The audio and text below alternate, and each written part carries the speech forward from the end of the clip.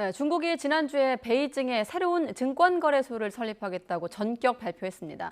올해 연말쯤에 개장이 예상되고 있는데 미국에 대한 의존을 줄이려는 것이어서 미중 간의 결벽, 이른바 디커플링이 금융 분야로도 확대되고 있습니다. 이 소식은 중국 베이징 특파원 연결해 보겠습니다. 강성웅 특파원? 네, 베이징입니다. 네, 미중 간 G2의 이른바 디커플링. 시진핑 주석이 베이징 증권거래소 설립 계획을 직접 밝혔는데 갑자기 나온 얘기입니까? 네, 그렇습니다. 예고가 없던 내용인데요.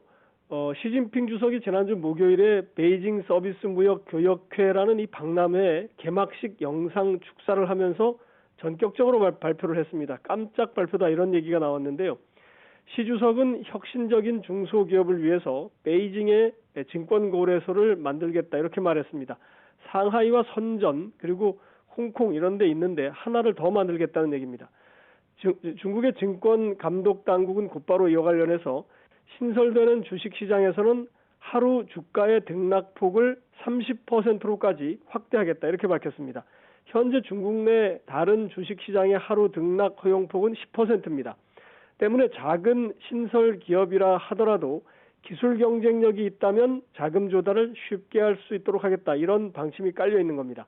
중국 관변 매체들은 오늘 이르면 연말, 늦어도 내년 초에는 이 베이징에 새로운 주식시장이 생길 거다 이렇게 예상을 하고 있었습니다. 네, 하나를 더 만들겠다. 이렇게 중국이 새로운 증권거래소를 새로 만드는 것도 미국과의 갈등에서 나온 것으로 볼 수 있는 겁니까?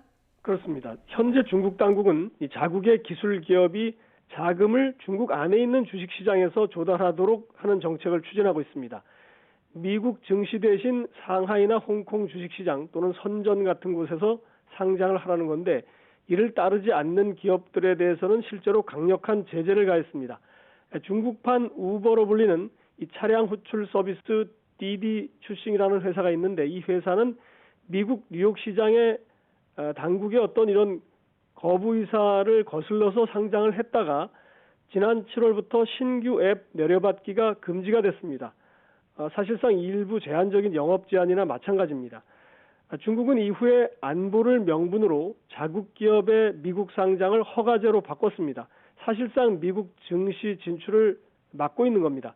대신 베이징에 이번에 미국 나스닥 같은 주식 시장을 하나 신설한다는 계획을 발표하면서 자국의 혁신적 기업들이 이곳에서 자금을 조달하도록 유도를 하고 있는 겁니다. 미국 자본시장에 대한 의존을 줄임으로써 미국의 투자자나 금융당국의 영향권에서 벗어나겠다 이런 전략이 깔린 겁니다. 동시에 미국도 최근 자국에 상장한 중국 기업들에 대해서 엄격한 회계 기준 또는 보고 기준을 적용하는 추세입니다. 따라서 반도체나 배터리 등 이 산업 공급망뿐 아니라 금융 분야에서도 미중 간의 디커플링 즉 결별의 속도가 빨라지고 있는 추세입니다. 지금까지 베이징에서 YTN 강성웅입니다.